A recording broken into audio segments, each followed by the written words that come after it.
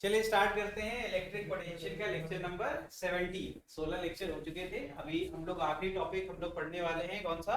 Electric potential पढ़ रहे थे। इलेक्ट्रिक पोटेंशियल के क्वेश्चंस बचे हुए थे, उसके बाद अपन पढ़ेंगे डाइपोल। फिर लास्ट टॉपिक है कि अगर किसी चार्ज को हम किसी यूनिफॉर्म इलेक्ट्रिक फील्ड के अंदर प्लेस करते हैं और इस तरीके से प्लेस करें कि वो परपेंडिकुलर रहे direction of the electric field, वो लास्ट टॉपिक होगा। ठीक है, तो ये एक पहला क्वेश्चन देखो क्या है भाई। If separation between two point charges decreases, then electric potential। ये तो वाहियात क्वेश्चन है, जल्दी करो, पढ़ो और जल्दी से बताइए आंसर क्या होगा। ये तो भाई यस और नो में बताना है। कह रहे हैं अगर उनके बीच की सेपरेशन, दो पहले फिगर बनाओ, दो पॉइंट चार्जेस बना लोगे फटाफट, और उनके बीच में इनिशियली कोई डिस्टेंस मान लो, बाद में वो डिक्रीज हो गई। ठीक है, तो द सिस्टम यहाँ पर क्या बोला है, पोटेंशियल एनर्जी सिस्टम की बढ़ेगी या घटेगी, और इसका साइन क्या होगा आपका चार्ज। देखिए whatever be the sign of charge, yes or no। एक स्टेटमेंट है, ये कहां से इंस्पायर्ड है, ये असर्शन रीजन वाले क्वेश्चन से इंस्पायर्ड है। ठीक है, बताओ जल्दी बताओ क्या आंसर हो सकता है। 1 मिनट है आपके पास, 1 मिनट के बाद हम बता देंगे। चलो, तो इसका आंसर क्या होगा, नो होगा। क्यों? क्योंकि यहाँ पर बात इंपॉर्टेंट ये है कि यहाँ बोला गया है कि दो पॉइंट चार्ज हैं, तो मैंने कोई भी पॉइंट चार्ज मान लिया, एक मैंने मान लिया Q1 और एक मान लिया, इनके बीच की जो इंटरेक्शन एनर्जी यानी पोटेंशियल का फॉर्मूला क्या होता है, K Q1 Q2, किसी स्टैंड पे इनके बीच की दूरी R, ये फॉर्मूला होता है ना। तो इसका मतलब क्लियर है कि चार्ज के साइन के ऊपर बिल्कुल डिपेंड करता है। तो मैं यहाँ कह सकता हूँ you directly proportional to Q1 product of charge. तो अगर दोनों लाइक चार्जेस है, फॉर लाइक चार्जेस क्या हो जाएगा भाई, ये इंक्रीज करेगा क्योंकि ये पॉजिटिव वैल्यू को रिप्रेजेंट करेगा, और अनलाइक चार्जेस डिक्रीज करेगा। और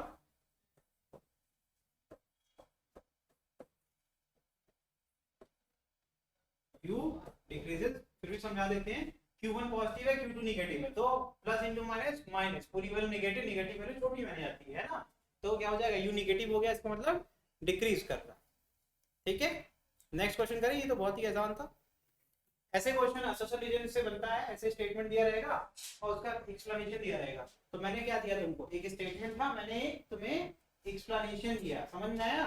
तो पहले स्टेटमेंट क्या में असर्शन कहेंगे और जो मैंने बताया उसको रीजन कहेंगे, और उसके बाद ऐसे में आपको लिखा रहेगा स्टेटमेंट कि क्या हो रहा है, उसका कॉज भी लिख देंगे। आपको पहचानना होगा कि जो कॉज बताया जा रहा है, जो रीजन बताया जा रहा है, वो सही है या गलत। ठीक है, ऐसे क्वेश्चन आते हैं। देखिए, अगर electric potential energy of the given system, एक सिस्टम आपके सामने है, ठीक है, क्या है, एक इक्विलैटरल ट्रायंगल, ऐसा त्रिभुज जिसकी तीनों भुजाएं बराबर होती है। ठीक, आगे क्या लिखा हुआ है, इज पॉजिटिव। तो तुमसे कहा गया कि एनर्जी क्या है, पॉजिटिव। कह रहे हैं प्रूव करो कि 2 कैपिटल Q ग्रेटर देन है 3 टाइम्स ऑफ स्मॉल q। ये क्वेश्चन दिया गया है, करो प्रूफ। कैसे करोगे, जो भी आता है वो करके दिखाओ। तो सिस्टम, क्योंकि जब भी एक से ज्यादा चार्ज होते हैं तो कहते हैं सिस्टम में आ गए, तो क्या करोगे, टोटल सिस्टम की एनर्जी निकालोगे, जो कि निकालना बहुत आसान है। मैंने क्या सिखाया था, पेयर के फॉर्म में बांट दो, यही तो सिखाया था, है ना। कितने पॉसिबल पेयर हैं, 3 ही पॉसिबल पेयर हैं। इसको बोल दिया मैंने U1, इसको बोल दिया मैंने U2, इसको बोल दिया मैंने U3, है ना। तीनों को जोड़ दो, तो U1 प्लस, पहले ये तो कर लो। ठीक है,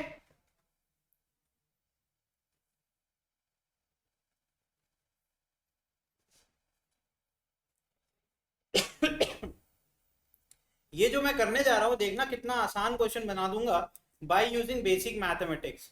बेसिक मैथमेटिक्स की मदद से देखना कितना आसान हो जाएगा ये। एक बार देख लें विजिबिलिटी ठीक है या नहीं। ठीक है, विजिबिलिटी कोई दिक्कत नहीं है,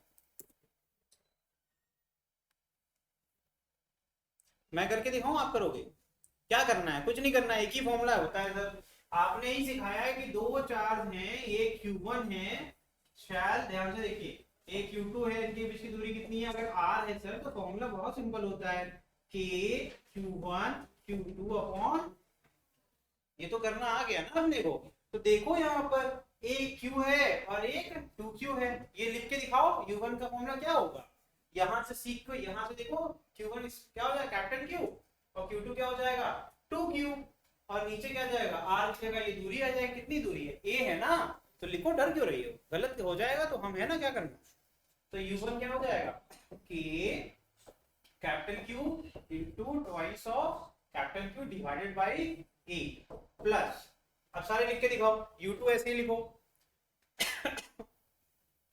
u2 क्या लिया मैंने, ये लिया है ना, तो क्या जाएगा, पहला चार्ज है 2q, दूसरा चार्ज है -q, तो क्या जाएगा k 2 capital Q multiplied by minus of small q divided by, इनके बीच की दूरी कितनी हो गई a, u2 भी लिख दिया, ठीक है, ये u3 लिखा मैंने, माफ करना मैंने इसको u3 मान लिया, तो अब इसको हम u2 कर देते हैं, क्या करना, ये हो गई, ठीक, u3 ये वाला है, ठीक, फिर से लिखेंगे, इसको मिटा दें क्या,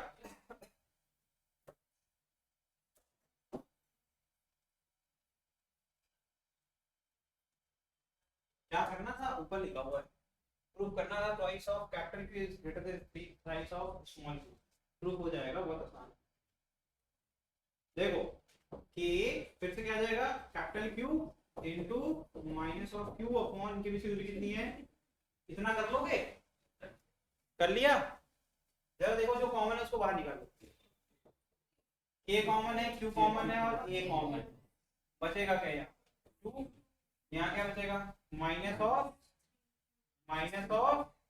2q स्मॉल, यही तो बचेगा, यहाँ पर एक कैपिटल Q बच रहा है, अरे दो बार Q है ना, एक ही Q निकाला है, ठीक है, फिर इधर क्या बचेगा माइनस ऑफ, ये तो बचेगा ना, तो क्या आ गया k capital Q upon a multiplied by 2 capital Q minus price of small q, आया क्या, समझ में आ रहा है, कुछ पहुंच रहे हैं हम लोग अपने लक्ष्य की तरफ, है ना, देखना कितना आसान होने वाला है, मैं इसलिए मैं पूछने वाला हूँ, वो क्वेश्चन में दिया हुआ है, मैं कुछ भी बाहर से नहीं करता, मेरा नियम जो है हमारे पास उसी का इस्तेमाल करेंगे, क्या क्वेश्चन में दिया हुआ है कि u पॉजिटिव है यानी कि ग्रेटर देन 0, क्या ये बात दी हुई है, कोई दिक्कत नहीं, तो क्या मैं यहाँ पे u की वैल्यू लिख सकता हूँ जो मैंने अभी निकाली है,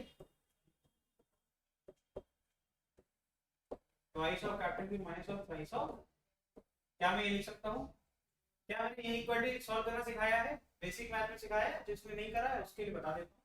तो अब ये क्या है बेटा, क्या मैं इसको, मैं कह रहा हूँ इसको मुझे हटाना है, इधर 0 है, तो मैं क्या करूंगा बताओ, इसका रेसिप्रोकल मल्टीप्लाई करूंगा बोथ साइड, है ना, बैलेंसिंग का रूल ये होता है कि आप दोनों तरफ बराबर चीजें करें, जो इधर करिए उधर भी करिए, ठीक, तो मैंने कहा कि मुझे ये k capital Q upon a हटाना है, तो मैंने a upon k capital Q दोनों तरफ मल्टीप्लाई कर दिया,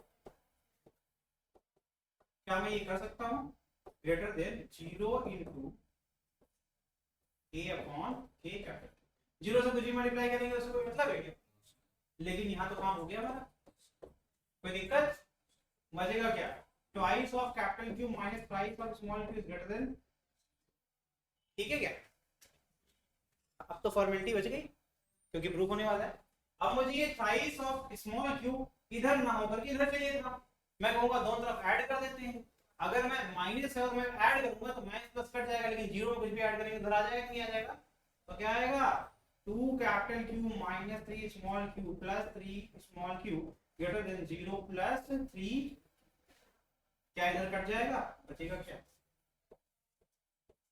कुछ आउट ऑफ द बॉक्स सोचना पड़ता है बेटा, क्वेश्चन सॉल्व करना है तो आउट ऑफ द बॉक्स सोचना पड़ता है, क्या कुछ कॉम्प्लिकेटेड था, नहीं, आपके बेसिक्स को एग्जामिनर अच्छे से जानता है कि आप वहां पर वीक हो, तो बार बार उसी नस को पकड़ के घुमाता रहेगा, क्योंकि आप यहाँ तक कभी इमेजिन नहीं कर पाएंगे कि वही सेम फॉर्मूला जो क्लास में पढ़ा था उसी की मदद से हम यहाँ तक पहुंच सकते हैं, क्योंकि हम अपने दिमाग को सीमित कर लेते हैं फॉर्मूले तक, हम रट के गए हैं, हमें लगता है कि ये बायो है और वैसे ही रटे रहेंगे और हो जाएगा। कंप्यूटर एग्जामिनेशन क्या होता है, एप्लीकेशन ऑफ थ्योरेटिकल नॉलेज, मतलब जो भी थ्योरी पढ़ी उसका रियल वर्ल्ड की सिचुएशन के साथ एक एप्लीकेशन, ये सिचुएशन एक रियल वर्ल्ड प्रॉब्लम है, एक ट्रायंगुलर शेप का कोई ऑब्जेक्ट है, उसके 3 एजेस पर 3 चार्जेस हैं, इसका एक चार्ज का सिस्टम है, इसमें एक इंटरेक्शन एनर्जी का सिस्टम मैंने निकाला है, एक रिलेशन पूछा गया तुमसे कि ट्वाइस ऑफ, क्योंकि इसको देख करके जज नहीं कर सकते तो उसने ये कह दिया कि मुझे मैग्नीट्यूड का एक रिलेशन चाहिए, ये बताओ अगर ट्वाइस ऑफ कैपिटल क्यू कर दूं और थ्राइस ऑफ स्मॉल क्यू भी एक चार्ज जो कि इस पे प्लेस्ड है, तो क्या इसमें रिलेशन में क्या ट्वाइस ऑफ कैपिटल क्यू ज्यादा होगा कि नहीं होगा? तो ये रिलेशन बिल्कुल लॉजिकल है और इसमें पूरी फिजिक्स लग रही है। समझ में आया कि नहीं आया? बस सोचने का एक तरीका बिल्ड करना। ठीक, चलो। और नोटिस करो सारा खेल तो इस बेचारे पॉजिटिव का था, ये ना होता तो वो भी ना होता और फिर कभी सॉल्व भी नहीं कर पाते। उसने कोई वैल्यू नहीं दी, उसने बोला पॉजिटिव है। पॉजिटिव कोई भी नंबर तभी होता है, ये भी 9th क्लास की बात है, वो जब का 0 से बड़ा होता है तभी उसको पॉजिटिव कहते हैं ना। तो वहां से आई इनइक्वालिटी। तो इसका मतलब है कि अगर क्वेश्चन को 2 बार पढ़ेंगे तो हमेशा कुछ काम की चीज आपको निकल के आए। नेक्स्ट करें, चले भाई। नेक्स्ट देखिए, 2 नेगेटिव चार्जेस दिमाग में तुरंत आना चाहिए, 2 नेगेटिव चार्ज दिमाग में बन जाने चाहिए। फिर क्या लिखा हुआ, उसका मैग्नीट्यूड दिया हुआ है क्यू, और अच्छी बात है। इक्वल एंड आपके क्या हो गए, लाइक चार्जेस हो गए, मतलब एक ही चार्ज है, निगेटिव नेगेटिव दोनों का वैल्यू सेम है। और कह रहे हैं कितने r 2r डिस्टेंस अपार्ट, बहुत बढ़िया फिगर बन जाना चाहिए। एक माइनस क्यू यहाँ पर, एक माइनस क्यू यहाँ पर, इनके बीच की दूरी कितनी हो गई भैया 2r। फटाफट ये होना चाहिए, इतना पढ़े फिगर बन गया। अब आगे, a positive charge of q same magnitude लेकिन नेचर अलग is lying at the middle of them। middle मतलब क्या हो गया बेटा, मिड पॉइंट। यहां से दूरी कितनी r, यहां से दूरी कितनी, ठीक। आगे क्या कह रहे हैं, the potential energy of the system is u1 if the two nearest charges are mutually interchanged। ठीक है, दो नियरेस्ट चार्ज को इंटरचेंज कर दिया, the potential energy becomes u2। तो कह रहे हैं u1 बटे u2 बताओ। कितना आसान क्वेश्चन है, समझ में आया क्वेश्चन? कह रहे हैं पहले जो कॉन्फ़िगरेशन थे जो कि आपके सामने बनाई मैंने, इसमें जो एनर्जी थी वो कितनी थी u1। बाद में क्या किया, नियरेस्ट तो यही दो चार्ज होंगे, चाहे ये दो चार्ज होंगे। कह रहे हैं कोई भी दो जो करीब के चार्ज है उनको आप पलट दो। इंटरचेंज का मतलब क्या होता है, अपनी जगह से बदल दो। इसको उठा के तो इसका मतलब नया फिगर बनेगा, ये q हो गया, ये माइनस q हो गया, और ये भी, इनके बीच की दूरी r, इनके बीच की दूरी r, इनके बीच की दूरी। तो अब कह रहे हैं इस पूरे सिस्टम की जो एनर्जी है वो u2 है, और इस पूरे सिस्टम की जो एनर्जी है वो कितनी है, u1 है। तो बताओ u1 बटे u2 कितना? समझ में आया क्वेश्चन? कर लेंगे हम लोग, करके देखिए कितना आता है। चलो देखो कितना आसान है, u1 निकालते हैं। तो u1 क्या हो गया, इस पूरे सिस्टम का मैंने क्या सिखाया, मैंने सिखाया है पेयर। मैंने पेयर बना सिखाया ना, मैंने कहा था जितने पेयर बन सकते हैं बना दो। तो पेयर में दो ही होते हैं, एक पेयर ये हो गया, ठीक, एक पेयर ये हो गया, एक पेयर कौन कौन से चार्ज, ये चार्ज और ये चार्ज का पेयर, 3 पेयर होंगे ना। और कोई पेयर बन रहा है क्या? देखो ना, ये चार्ज इसके साथ एक बार बन गया, एक बार इसके साथ बन गया, एक बार ये दोनों चार्ज एक साथ बन गए, उसको छोड़ दिया, पेयर इतने ही बन सकते हैं और कोई पेयर नहीं बन सकता। जरा लिखते हैं u1 के लिए, पहले हम इन दोनों को लिखते हैं, इसको a लिख देता हूँ, इसको b लिख देता हूँ, इसको c। तो एक पेयर बन गया ab का, एक बन गया bc का, और एक बन गया ac का। तो ऐसे लिखूंगा, समझ में आएगा, है ना। तो मैं लिख रहा हूँ पहले uab plus ubc plus uac, और यहाँ क्या करता हूँ, इसको a डैश b डैश और c डैश। तो u2 का भी लिख लेता हूँ फटाफट, ua dash b dash plus ua dash c dash b dash c dash कर। फिर लास्ट में ua डैश, यही 3 पॉसिबिलिटी है। हमने पहले ये लिख लिया, हमें आसान रहेगा। क्यों? अब तो इतना सिंपल हो गया कि q1 q2 अपॉन r करना है बस, है ना। तो k q1 q2 upon r, देखो इसके, अब इसको मैं यहाँ पे नहीं लिख पाऊंगा, यहाँ लिखूंगा, जगह नहीं है। तो u1 का फॉर्मूला बनेगा कैसे, k q1 क्या हो गया भाई, माइनस q, है ना, q2 क्या हो गया, प्लस q, दूरी कितनी है r, ठीक। ये बन गया uab, ठीक। अब ubc, bc plus q minus q, तो प्लस ब्रैकेट के अंदर माइनस q प्लस q, और नीचे दूरी कितनी r, ठीक। ये भी हो गया।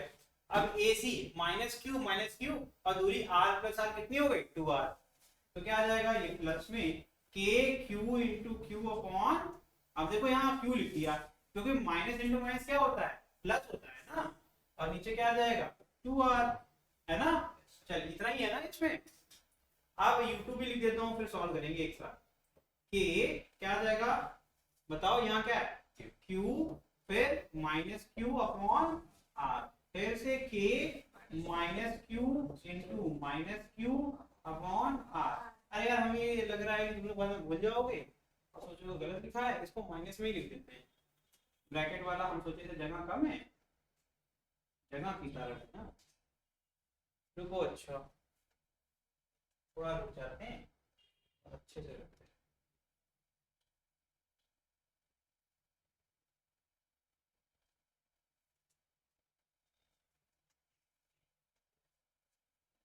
तो हमने u1 लिख लिया था, k क्या था भाई, minus q plus q upon r, plus k minus q plus q upon r, फिर क्या आया था k माइनस क्यू अपॉन, है ना, ये सीख गए थे हम लोग। फिर हमने u2 लिखा था k plus q minus q upon r, फिर k minus q upon r, फिर k plus q minus q upon, यही तो है ना, ये हम लोगों ने सीख लिया था। ठीक, देखते हैं बेटा सॉल्व करेंगे सामने। ये माइनस में है, ये भी माइनस में, ये प्लस में, कैसे माइनस इंटू क्या, माइनस इंटू प्लस क्या होता है माइनस, कॉमन क्या ले सकते हैं सर, यहाँ भी क्यू स्क्वायर, यहाँ भी क्यू स्क्वायर, यहाँ भी क्यू स्क्वायर, यहाँ भी आर, यहाँ भी आर, वहाँ भी आर, बस कॉमन ले लो। तो k q square upon r को बाहर ले लिया, अंदर क्या बचेगा -1, इधर क्या बचेगा -1, इधर क्या बचेगा +1/2 बेटे। ठीक है, एलसीएम लेंगे, फिर से कल वाली बात हो जाएगी, फिर से ध्यान से क्या जाएगा, minus minus minus one minus क्या हो जाएगा -2 +1/2, ये 2/1 करो, एलसीएम क्या आएगा इसका 2 आएगा, तो -4 + 1 कितना हो जाएगा -3/2। समझ में आया, तो चेक कर लीजिए जिसका आंसर गलत है। ठीक है भैया, गलती आ गई समझ में, तो क्या आ जाएगा, ये आंसर आएगा -3/2 k क्यू स्क्वायर अपॉन, ये हो गया u1। अब u2 सॉल्व करते हैं, फिर से q into q स्क्वायर, तो k क्यू स्क्वायर अपॉन आपको बाहर निकालो, खत्म करो, minus into plus -1, minus into minus +1। समझ में आ रहा है कि नहीं, पहले देखो ना, -2 प्लस क्यू स्क्वायर हो गया और k q square upon r निकाल लिया बाहर, तो बचेगा क्या +1 बचेगा, ये plus q into minus q, इस बार क्या आएगा -1/2, क्योंकि k क्यू स्क्वायर माइनस में अपॉन 2r, तो k q square upon r को बाहर निकालो, बचेगा -1/2। ठीक भैया, ये देखो ये कट गया, बचेगा क्या -1/2, -1/2 k क्यू स्क्वायर अपॉन, ये हो गया तुम्हारा u। क्वेश्चन ने क्या कहा था,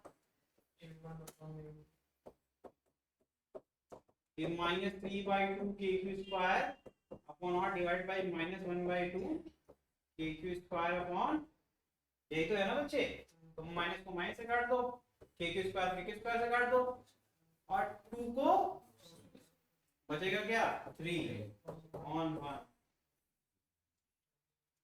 ठीक है भैया, कोई दिक्कत, पूछो पूछो, डरो नहीं, ये बहुत सिंपल होता है, सिखा रहे हैं, सुनो यार, a/b/c/d, तो d को b से काटेंगे, अगर कटने वाला होगा तो d और b कटेगा, और कटने वाला होगा c और b कटेगा, तो यही किया मैंने। यहाँ देखो 3/2 था, और ये देखो ये a b c d, तो b को d काटेगा, दोनों सेम थे, काट दिया। फिर 1 और 3 में कुछ करने की जरूरत नहीं है, लेकिन आगे माइनस है, तो माइनस माइनस कट जाएगा कि नहीं कट जाएगा, माइनस को माइनस से डिवाइड करोगे तो प्लस आएगा, पता होना चाहिए। ठीक, और प्लस को माइनस से डिवाइड करोगे तो आंसर माइनस आएगा। ठीक है बेटे, तो ये ऐसे किया, डरने की जरूरत नहीं। ये भी देखो a/b c/d ऐसे देखा करो, r को r से काट दिया और a स्क्वायर को, तो ये ऐसे कट गए। ठीक, बचेगा क्या, ऊपर से 3 बचा और कुछ नीचे नहीं है तो 1 है, आंसर क्या आ गया 3/। ठीक है, चलिए कोई नहीं, होता है, इतनी छोटी छोटी बात पे ना पैनिक नहीं होते। आगे बढ़े, चलो next question, as shown in figure, क्या दिया है, sigma is equal to, sigma जानते हो क्या होता है, सरफेस चार्ज डेंसिटी। अब यहां से टेस्ट हो गया तुम्हारा, अब पढ़ो ध्यान से इसको। अब ये क्वेश्चन आगे क्या कह रहा है, पढ़ो, क्या है, calculate the distance such that electron strike the plate with zero velocity. तो ये क्या है, नाम ही पढ़ लो यार, अंग्रेजी तो आती है। इलेक्ट्रॉन गन, इलेक्ट्रॉन गन का क्या काम होता है, फायर करना। तो अब ये क्या फायर करेगा, गोली नहीं, इलेक्ट्रॉन। समझ में आया कि नहीं है, इलेक्ट्रॉन करेगा तो ये चार्ज हो गया, मतलब ये सिर्फ हवा बनाने के लिए है। कोई मतलब नहीं है, सिंपल सी बात है, एक चार्ज डी दूरी से इसकी तरफ आ रहा है, खत्म। अब ये सिग्मा दिया है, सिग्मा पॉजिटिव में लिखा है, इसका चार्ज कैसा होगा, पॉजिटिव, इलेक्ट्रॉन को खींचेगा, आओ बेटा, अट्रैक्ट कर रहा है, यही तो है ना। तो इससे इतना डरने की जरूरत नहीं है, कह रहा है कि फिगर सिग्मा इतना दिया है, बताइए दूरी कितनी होगी सच दैट इलेक्ट्रॉन जब स्ट्राइक करे तो उसकी पूरी एनर्जी खत्म हो जाए, यहाँ तक पहुंचते पहुंचते और जीरो वेलोसिटी के साथ सरफेस को टच करे। मतलब क्योंकि अगर कोलिजन होगा तो कुछ एनर्जी होगी तो फिर आपका डिस्टर्बेंस होगा। तो वो कह रहा है कि उधर से वो भागता हुआ आए और जब तक आए इतना थक जाए कि बस वहीं आकर के गिर जाए। समझ में आया कि नहीं आया? तो फिर कितनी दूरी होगी, तो आपको वो डिस्टेंस ढूंढनी है जिससे कि ये 100 इलेक्ट्रॉन वोल्ट की एनर्जी यहाँ तक आते आते जीरो हो जाए। समझ में आया? समझ में आ रहा है कि नहीं आ रहा है? ओके, ट्राई करो नहीं तो हम तो करेंगे। तो ये बहुत आसान क्वेश्चन था। तो जब हम यहाँ पर देख रहे हैं तो इलेक्ट्रॉन गन अगर इसको एक वेलोसिटी दे रहा है यानी इसके पास एक एनर्जी है, जो कैसी एनर्जी होगी, जब भी कोई ऑब्जेक्ट मोशन में होता है तो उसके पास काइनेटिक एनर्जी होती है, ठीक है। तो काइनेटिक एनर्जी भी क्या है, अगर हम जानते हैं तो वर्क एनर्जी थ्योरम के हिसाब से work he change in kinetic energy होगा।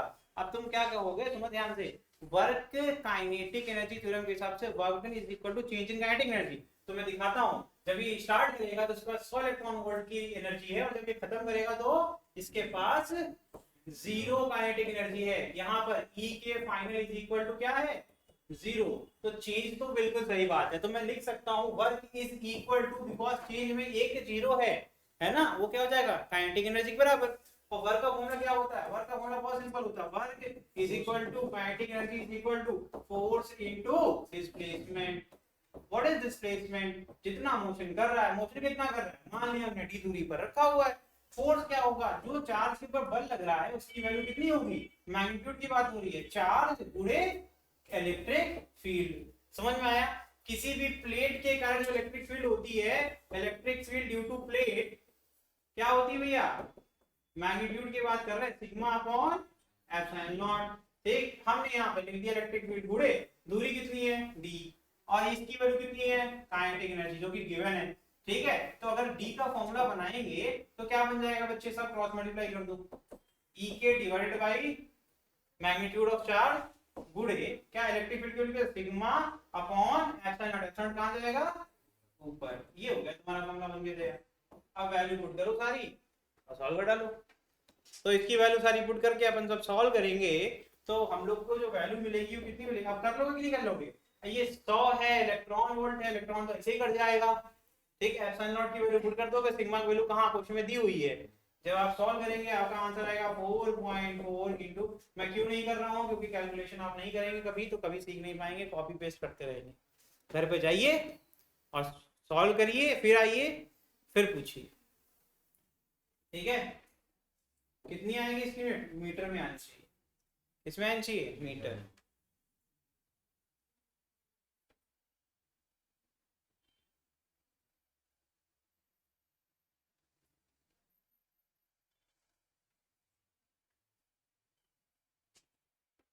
यूनिट दिखा देते हम लोग को, यूनिट नहीं आते देखने ना, देखो सिखा देते हैं बात, क्योंकि उसी से तुम्हारा आंसर हो जाएगा। सीख लो, जैसे ये आ गया 100 इलेक्ट्रॉन वोल्ट, इलेक्ट्रॉन मतलब फ्रॉम इलेक्ट्रॉन की बात हो रही है, डिवीजन में क्या है, ये वोल्ट यूनिट है, नीचे इलेक्ट्रॉन है, ठीक। और ये क्या सिग्मा है, सिग्मा अपॉन एप्सिलॉन नॉट, ये किसको रिप्रेजेंट करता है, पहले तो ये काट लो, तो ये 100 वोल्ट हो गया, ठीक। इसकी यूनिट क्या होती है इलेक्ट्रिक फील्ड की, वोल्ट पर मीटर, क्या होती है वोल्ट पर, ये मीटर कहां जाएगा ऊपर, वोल्ट से वोल्ट गया बचा गया मीटर। इसका मतलब मैंने प्रूव कर दिया। ये तरीका होता है चेक करने का कि जो भी फॉर्मूला यूज कर रहे हैं वो सही है, या अगर हम गलत कर रहे होते तो आंसर गलत हो जाता।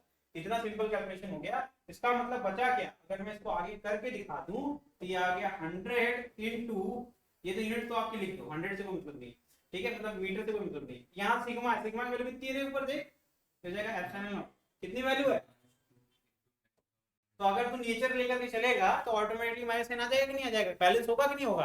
अरे यार तुम इलेक्ट्रॉन का नेचर लोगे नेगेटिव कह दोगे, है ना, तो तुम उसको कर लो। तो हम यहाँ मैग्नीट्यूड सॉल्व कर रहे हैं तो सिर्फ मैग्नीट्यूड, क्योंकि दूरी कभी भी नेगेटिव नहीं होती, तो हम इसको क्या लेते हैं पॉजिटिव ले लेते हैं, तो क्या देगा 2 इंटू 10 टू द पावर -6, यही तो है ना, ठीक। और क्या है तुम्हारा एप्सिलॉन नॉट, एप्सिलॉन नॉट की वैल्यू पुट कर दो 8.85 करके, है ना। पूरा सॉल्व कर लो, आपको जो आएगा कितना आएगा 4.4 इंटू 10 पावर माइनस। समझ में आया कुछ कुछ? थोड़ा जाके घर पे करोगे तो सब आ जाएगा, ठीक है। कैलकुलेशन करना पड़ेगा, कब तक करके दिखाएंगे। ये आपका आंसर है, ये आंसर को लाना है, चेक करके ले आना है, ठीक है। आगे बढ़ जाएं, चलिए नेक्स्ट क्वेश्चन देखिए। Four charges Q each are placed at four corners of a square of side A. Find the potential energy of one of the charges. कितना आसान है, किसी एक चार्ज के लिए कह रहे हैं, तो जितने पॉसिबल पेयर बनेंगे कोई भी एक चार्ज पकड़ लो, ये पकड़ लो, है ना। क्या बोल रहे हैं, हमने सिस्टम का नहीं पूछा, हमने पूछा किसी एक चार्ज पर कितना, तो एक चार्ज पर लगने वाली जो पोटेंशियल एनर्जी होगी वो इसके कारण होगी, इसके कारण होगी, और यही तो होंगे। कोई भी एक चार्ज बोला, किसी एक फिक्स चार्ज की बात नहीं की है इसने, any one of the charges, तो आप निकाल लो, ठीक है। ऐसे करके सॉल्व कर लो। अरे अब तो रट जाओ ये बात, पेयर जितने बनेंगे सब सारे पेयर बनाएंगे, किसी भी एक की बात कर रहे हैं तो उसके लिए जितने हो सकते हैं, ठीक। तो फिर से पढ़ देते हैं, चार चार्ज रखे गए थे, सबका क्या मैग्नीट्यूड सेम है, ठीक। कह रहे हैं कि फाइंड करो potential energy of one of the charge, किसी एक चार्ज की कितनी टोटल एनर्जी होगी। तो एनर्जी किसके कारण होगी, आसपास के चार्ज के कारण तो होती है, इंटरेक्शन एनर्जी कहते हैं पेयर में होती है, फॉर्मूला होता है K=Q1Q2/R। तो हम कहेंगे इसकी वजह से जो हमारी एनर्जी बन रही है प्लस इसकी वजह से जो एनर्जी बन रही है प्लस तीनों का जोड़ देंगे, टोटल एनर्जी हमको मिल जाएगी, ठीक। जल्दी से करके आंसर निकालिए। देखिए भाई ये क्वेश्चन कंप्लीट ही कर देते हैं, ठीक है। तो ये मैं हटा रहा हूँ क्योंकि ये आपको पता है ऑलरेडी, मैं ये कंप्लीट कर देता हूँ, ठीक है। यूनिट तो अब आपको पता है कि ये सही है। देखो परमिटिविटी ऑफ फ्री स्पेस की वैल्यू होती है, जिसको नहीं आता रट जाइए, 8.85 इंटू माइनस ये एसआई में, ठीक है। तो कोई दिक्कत नहीं है। 100 को लिख सकते हैं 10 की पावर 2, पावर लिखने से फायदा होता है क्योंकि हम लोग को सॉल्व करने में इजी रहती है, 10 की पावर +2 लिखो इनटू, अभी क्या है 8.85 into 10 to the power -12 divided by क्या था, यहाँ देखो लिखा है ना 2 इंटू माइनस, और कुछ है क्या, बस यही तो है, -6 है। देखो मैंने क्या सिखाया कि पावर अगर सेम नेचर की हो तो आप डिवाइड कर सकते हो सीधे सीधे, जितनी पावर होगी इतना घटा, तो -6 है और -12 कितना हो जाएगा -6। देखो -6 और +2 करेंगे तो -4 बचेगा, ठीक है। चलो इतना तो अपने आता है, 8.85 गुणे 10 की पावर -4 आ गया, और नीचे 2, क्या 2 से भाग दे देंगे, 2 चौक 8 होता है, 4.4 है ना, ये 2 आपका आएगा, फिर से 5, यही तो आएगा। तो राउंड ऑफ करेंगे तो क्या आएगा 4, है ना। तो आंसर क्या आया मेरा, क्या आंसर आया था, देखो मिलाओ, सही आया क्या, 4.425। जब भी किसी भी संख्या को राउंड ऑफ करना होता है, नियम होता है बेसिक, कि अगर कोई संख्या राउंड ऑफ कर रहा है उसकी वैल्यू 5 से छोटी है तो आप उसको बिना किसी प्रकार के चेंज किए राउंड ऑफ कर सकते हो। तो 2 5 से छोटा होता है तो हम इसको हटा सकते हैं, हम कह सकते हैं 4.4 के बराबर है, तो हमने इसको 4.4 10 की पावर -4 कर दिया। समझ में आ गया ना, क्या हुआ, डिवीजन नहीं आ रहा, ये डिवीजन नहीं आ रहा, अरे ऐसे कर लियो, ऐसे कर लीजिए भी नहीं, फिर 2 चौक कट गया, अब दशमलव यहाँ भी लगाना पड़ेगा, ठीक। फिर यहाँ क्या बचेगा 5, 2 दूनी 4, फिर 1 और 2 बचे, हो गया, ठीक है ना।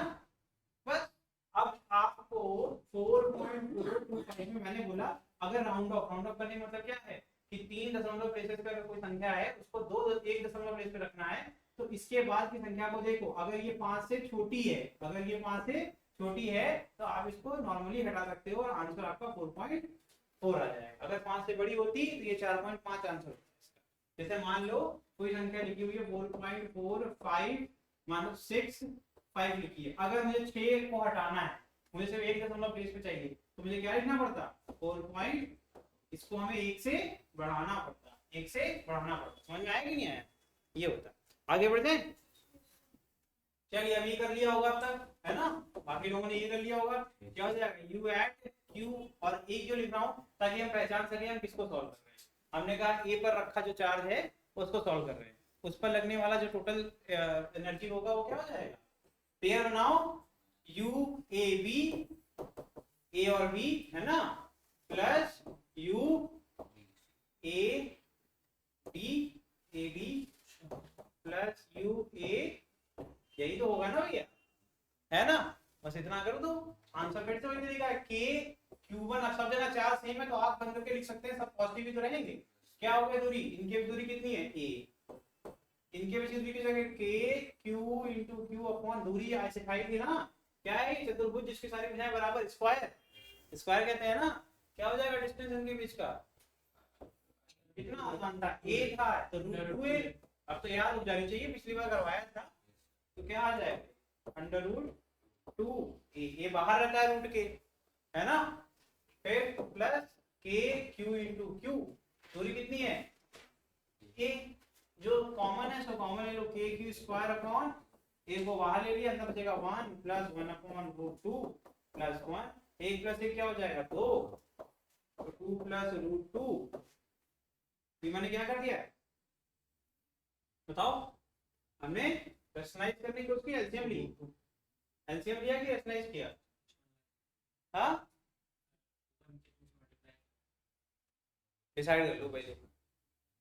क्या ये तो बहुत छोटी छोटी बातें हैं, गलत बात है। 2 प्लस √2 लिख सकते हैं, नहीं लिख सकते, ये बताओ, सही लिखा गलत लिखा, गलत लिखा है ना, लिखना क्या चाहिए था, हाँ एलसीएम अगर लोगे, इसी वजह से कितने लोग फोकस कर रहे हैं, अगर लिखना ही था तो ये लिखना चाहिए, लिखना ही था तो ये लिखते, है ना। ठीक है, ये कैसे हुआ जिसको समझ नहीं आया बेटा, 1 प्लस 1 2 हो गया, 2 प्लस 1 अपॉन √2 करोगे तो देखो ये इसको हम यहाँ सॉल्व कर रहे हैं, 2 प्लस 1 अपॉन एलसीएम लेंगे तो क्या सिखाया था, मल्टीप्लाई कर दो, क्या आ गया नीचे आ गया √2, अब 1 से भाग दोगे तो √2 टाइम्स हमको मल्टीप्लाई करना पड़ेगा, और ऊपर जो लिखा है उसको रहने दिया, यही सिखाया था ना मैंने, प्लस अब √2 से √2 का भाग देंगे तो क्या आएगा 1 आएगा ना, तो 1 गुणे तो √2 प्लस 1 अपॉन, ये हो गया, ठीक, ये इसका आंसर है, हो गया क्वेश्चन सॉल्व। ठीक है, अगला question, a total charge capital Q is given to two concentric circle, हाँ टू कंसेंट्रिक शेल, शेल में तो सिखाया था ना कैनवस की बहुत अंदर से खोखली होती है, स्फेरिकल शेप की जो होती है, कंसेंट्रिक का मतलब क्या हो गया, ऐसे दो स्फीयर जिनका जो केंद्र बिंदु है या सेंटर है वो सेम हो, सेंटर एक ही जगह हो लेकिन उनका रेडियस अलग अलग हो, यानी त्रिज्या उनका अलग अलग हो, तो एक का त्रिज्या a है और एक का त्रिज्या b है, यानी कि a की वैल्यू b से छोटी होगी, तभी एक छोटा स्फीयर और एक बड़ा स्फीयर। तो कह रहे हैं so their surface charge density are equal, लेकिन उनके सरफेस पर जो चार्ज डेंसिटी है वो बराबर है, तो कहने का मतलब है सिग्मा इज इक्वल टू, अगर मैं QA अपॉन उसका एरिया लिख रहा हूँ, एरिया 1 ठीक, और सिग्मा 2 QB बराबर A2, ये दोनों बराबर हैं, समझ में आ रहा है, जबकि इनका एरिया बराबर नहीं हो सकता, लेकिन मैंने कितनी बार सिखाया 1/2 और 2/4 दोनों रेशियो में बराबर हैं, लेकिन 1 और 2 कभी बराबर नहीं हो सकते, फ्रैक्शन की यही तो कला होती है, फ्रैक्शन का रेशियो बराबर हो सकता है, क्योंकि देखो 1/2 और 2/4, तो 2 2 4 होता है, फिर से 1/2 हो सकता है, फ्रैक्शन बराबर हो सकता है, लेकिन मैंने कभी नहीं कहा कि QA QB बराबर है, A1 A2 बराबर, बस मैं ये कह रहा हूँ कि इनका जो भाग कर रहे हैं उनकी वैल्यू सेम आ रही, समझ में आया। तो ये होता है आपका फ्रैक्शन का खेल। तो यहाँ क्या कह रहे हैं, जो टोटल चार्ज दिया गया है वो कितना है कैपिटल Q, और इनकी डेंसिटी बराबर है, ये बोला गया। कह रहे हैं एक एक्सप्रेशन बनाओ for potential at their common centre, तो कह रहे हैं एक ऐसा एक्सप्रेशन, मतलब कि एक फॉर्मूला बनाओ जिससे कि इनके जो सेंटर पर जो टोटल पोटेंशियल है, तो कितना आसान क्वेश्चन है, कह रहे हैं potential due to both the surface, जो आपका कंबाइन होगा, पोटेंशियल क्या होता है जुड़ता है ना, तो कह रहे हैं potential due to A plus potential due to B at centre बताइए कितना होगा, ये आपसे क्वेश्चन पूछा गया, तो बताइए कैसे करेंगे इसको आप। अब सारा खेल बताइए किस चीज का है, सारा खेल इस चीज का है कि आप कितने ज्यादा एक्टिवली पढ़ाई कर रहे हैं, फिर से मैंने बोला कॉमन सेंस, सारा खेल फिजिक्स में क्या है कितना आप सिंपल सोच सकते हो और कितना आउट ऑफ द बॉक्स हो सकते हो। आपको नहीं पता कि चार्ज QA कितना है QB कितना है, क्योंकि आपको बोल दिया मैंने ये बोला कि मैंने 10 कूलम का चार्ज तुझे दिया। अब तो 10 कूलम के चार्ज को ऐसे बांट कि इसका सरफेस चार्ज डेंसिटी और इसका सरफेस चार्ज डेंसिटी बराबर हो जाए। और मैंने कहा दोनों का एरिया अलग अलग है। मेरी बात समझ रहा है कि समझ रहा है? तो ये तो क्लियरली समझ में आता है कि जो चार्ज ए पर होगा वो बी पर नहीं हो सकता, क्योंकि अभी हम लोगों ने देखा 1/2 और 2/4। मैंने क्या दिखाने की कोशिश करी कि देखो अगर इसको 1/2 को तुम डेंसिटी समझो तो एक मतलब कोई चार्ज है और दो क्या है उसका क्षेत्रफल एरिया। समझ में आया? और 2/4 मैंने दिखाया कि उसका चार्ज अब बदल गया है लेकिन उसका एरिया भी बदल गया है, लेकिन उनका फ्रैक्शन बराबर है। समझ में आया कि नहीं आया? तो ये हो सकता है 10 कूलम में हो सकता है 2 कूलम किसी के पास हो, किसी के पास 8 कूलम। समझ गए क्यों? क्योंकि उसका एरिया भी उस हिसाब से अलग है। तो एक का एरिया ज्यादा है एक का एरिया कम है, तो हमारे पास एक बहुत प्यारा सा फॉर्मूला होता है। तो क्या होता है फॉर्मूला भाई? सिग्मा इज इक्वल टू होता है Q अपॉन A।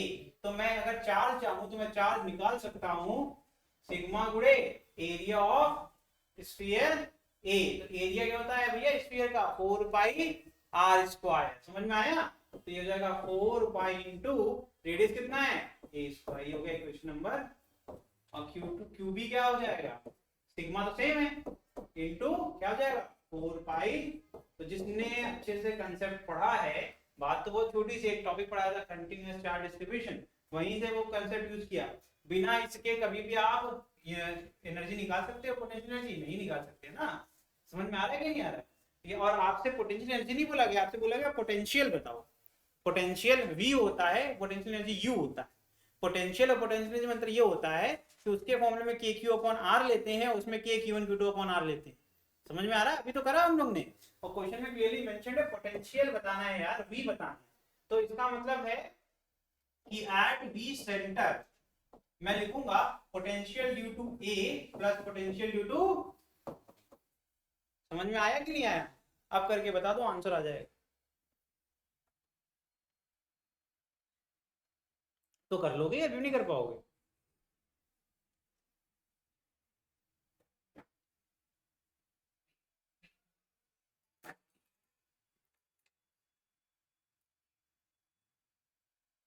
कर दें, खत्म करें? तो क्या अभी सिखाया के क्या होता है 1/4 तो मैं 1/4 लिख रहा। ठीक है 1/4 एप्सिलॉन नॉट इनटू क्या हो जाएगा के के बाद क्या आता है चार्ज। चार्ज कितना है बोलो? कितना है? Sigma into 4 pi a square divided by, जो याद है कुछ मैंने क्या सिखाया था? Potential inside a hollow sphere is surface. जो आपका सरफेस का होता है वही होता है ना। जीरो बोल दिया इसने, इसको फेंक देंगे क्या? इतना इतना टाइम दिया था हमने, इक्वेशन पढ़ाया था electric field is equal to क्या होता है माइनस dv बाई dr, है ना। r उसकी पोजीशन को रिप्रेजेंट करता है। जब आपका क्योंकि डिफरेंशिएशन का एक नियम होता है, किसी भी कांस्टेंट वैल्यू को डिफरेंशिएट करोगे तो आंसर जीरो आएगा। Electric field inside a hollow sphere is always zero. Electric field zero इसका मतलब पोटेंशियल कांस्टेंट रहा होगा, और वो कांस्टेंट कहां रहेगा? आपकी जो पॉइंट वैल्यू थी कौन सी? सरफेस वाली, तो v सरफेस ही इनसाइड होता है। तो इसका मतलब कितना आसान है, अगर इस A को एक हॉलो स्फीयर है तो इस A के सरफेस जितना पोटेंशियल रहेगा वही उसके सेंटर पे भी रहेगा। यही तो होगा ना। तो क्या हो जाएगा के क्यू और नीचे क्या आ जाएगा आर। आर कितना है ए कट गया, ये 4 पाई कट गया, क्या आ जाएगा सिग्मा अपॉन एप्सिलॉन नॉट, और ऊपर क्या sigma A upon epsilon not. यही तो आएगा ना।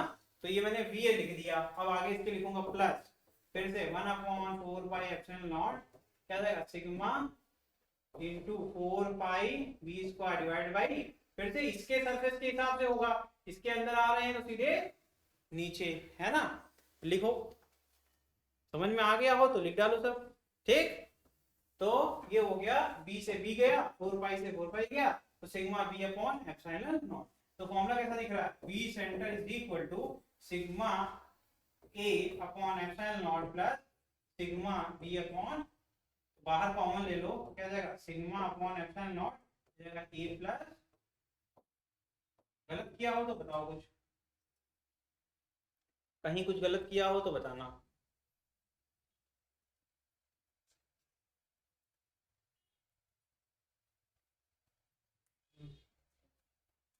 ठीक है, एक नीट में आया था, उसमें इस प्रकार से क्वेश्चन में नहीं दिया था। दो तरीके से इसको लिखा जा सकता है। तो ये भी out of the box thinking है, बहुत छोटी सी बात है। उसमें सिग्मा नहीं था, लेकिन फॉर्मूला दिया हुआ था ऑप्शन में, और तुम पूरा कर लोगे लेकिन तुम टिक नहीं कर पाओगे। क्यों नहीं कर पाओगे? फिर से तुम्हारा बेसिक लुढ़का दिया। एग्जामिनर यही खेलता है, वो जानता है कि बच्चा कहाँ पर देखो सारा। तुम ये चीज समझ लो, ये मैं बार बार सिखाने की कोशिश कर रहा हूँ कि तुम्हें हताश कर दिया जाएगा एग्जामिनेशन हॉल में, और तुम पूरा करके बैठे रहोगे और ये ढूंढते रहोगे, ये आंसर तुमको नहीं मिलेगा। तुमको क्या मिलेगा मैं दिखाता हूँ, और तुम क्यों नहीं कर पाओगे ये बताऊंगा। ठीक है, तो तुमको कुछ ऐसा दिखेगा formula, V at center is equal to A plus B। ठीक है, A plus B into total charge capital Q upon 4 pi epsilon naught A square plus। अब तुम ये कहोगे बार बार कि क्यों नहीं हो रहा है, ठीक है, जबकि गलती क्या है आपकी, आप इसको सही से देख नहीं रहे हो। इस पूरे फॉर्मूले में सिग्मा को गायब किया गया, और सिग्मा गायब कैसे कर सकते हैं हम लोग? तो कर सकते हैं बिल्कुल। गिवन क्या है? Total charge. टोटल चार्ज किससे बनेगा? QA प्लस, ठीक है, जरा पुट करो वैल्यू, देखो रीअरेंज करके सिग्मा का एक फॉर्मूला बना लो। क्या आ जाएगा? Sigma into 4 pi a square plus sigma into 4 pi b square.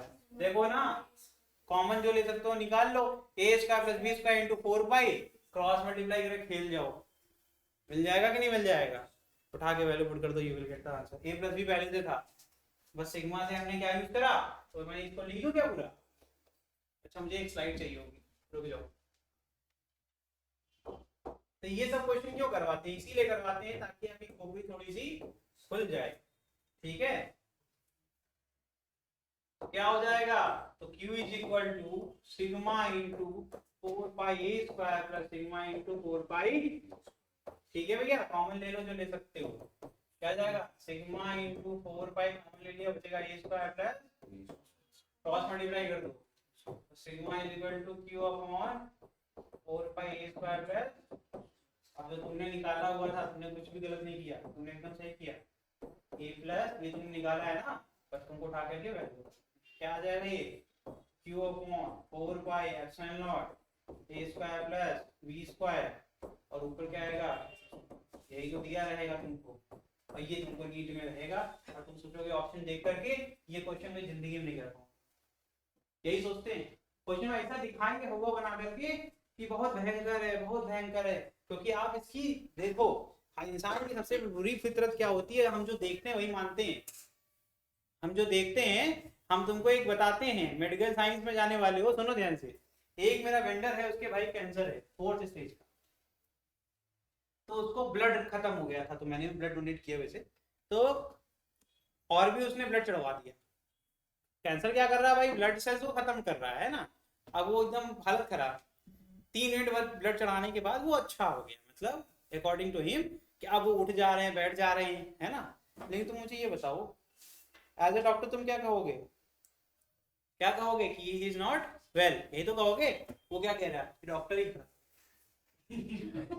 क्योंकि इंसान क्या सोचता है कि भैया हमारे उठ के खड़े हो गए, 1 महीने से बेड पे थे, तो वो क्या कहेगा?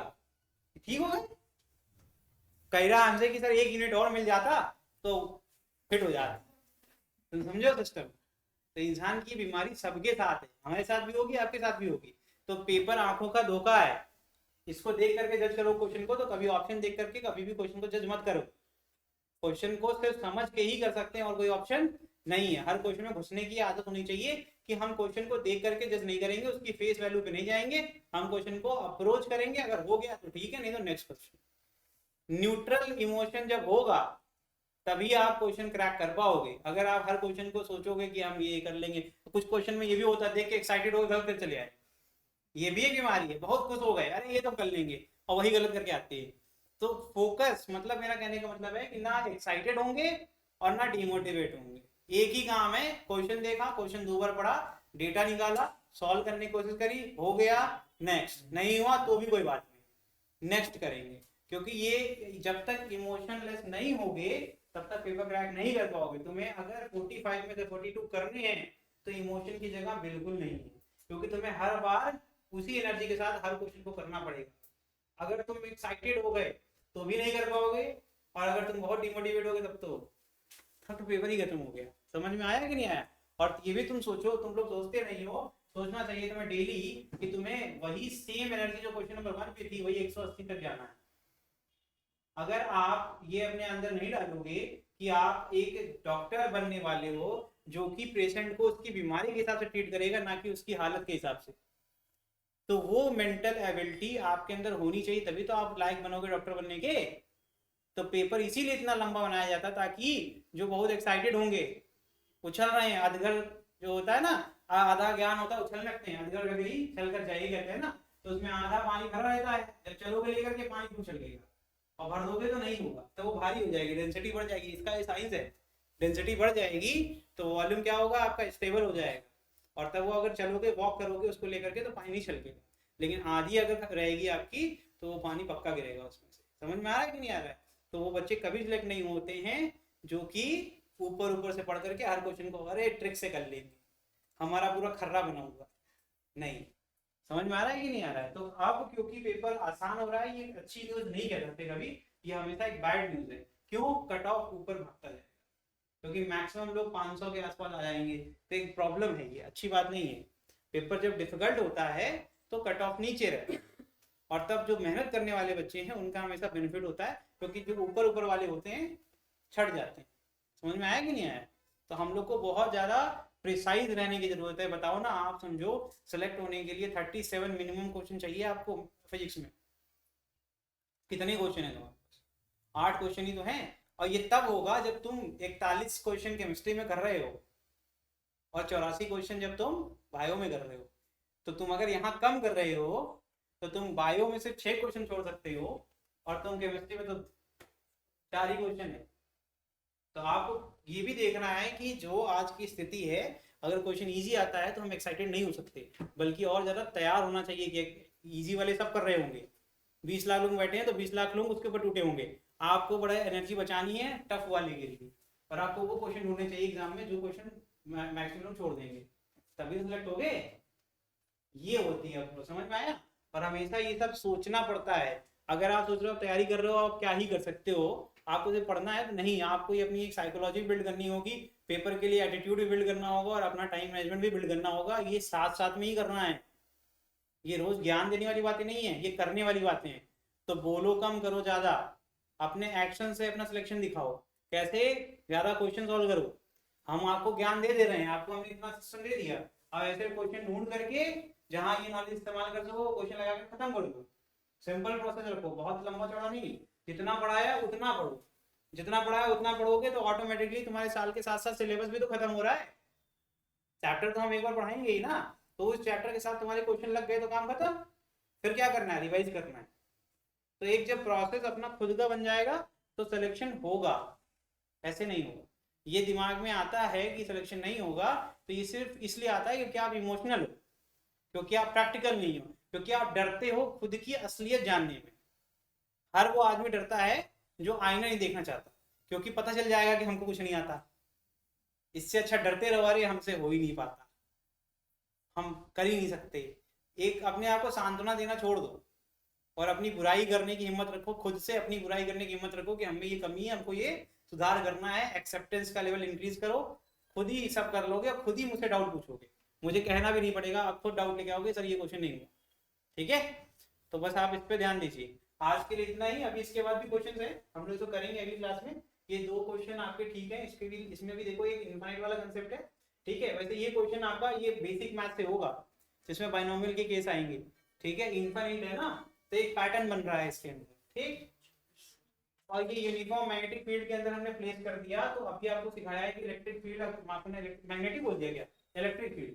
ठीक, इलेक्ट्रिक फील्ड लगेगा तो क्या हो जाएगा, क्यू वाला फॉर्मूला आता है हम लोग को, इसके ऊपर फोर्स लगेगा, इसके ऊपर लगेगा, इसके ऊपर लगेगा। हाँ हाँ ठीक है। ठीक, तो यहाँ क्या पूछा गया, देखो पोटेंशियल डिफरेंस। तो इलेक्ट्रिक फील्ड के अंदर अगर कोई भी पॉइंट पे होता है तो आपको पता है कि जैसे जैसे इलेक्ट्रिक फील्ड की दूरी बढ़ेगी वैसे वैसे पोटेंशियल बदलेगा। समझ में आ रहा है? फिर आपके 2-3 क्वेश्चन हमारे हो जाएगा, हम लोग अभी क्वेश्चन करेंगे इसको। ठीक है, चलो अब मिलेंगे अगली क्लास में। Thank you.